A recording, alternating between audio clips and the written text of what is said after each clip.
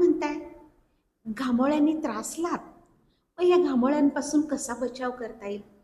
तर उन्हाळ्यात खूप घाम येतो आणि जास्त घाम आल्यामुळे त्वचेचे पोर्स किंवा रंध्रे बंद होतात आणि घामोळे होतात.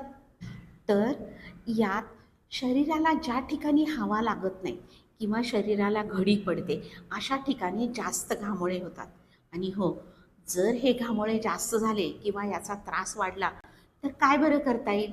दिवसातून 2 वेळा थंड पाण्याने, सोसेल तेवढ्या थंड पाण्याने आंघोळ करावी आणि कॉटनचे कपडे वापरावेत. कपडे खूप घट्ट असू नयेत, सैलसर असावेत.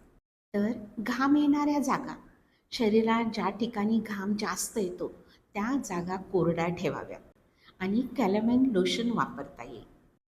काय बरं टाळता येईल? तर घामोळ्या आलेल्या ठिकाणी खाज येते, तर ते खाजवू नये. खूप घट्ट कपडे वापरू नयेत. आणि हो, एकदा वापरलेले कपडे न धुता पुन्हा तसेच वापरू नयेत. तर अशाच माहितीसह आपण पुन्हा भेटतोय एक पाऊल आरोग्याकडे. धन्यवाद.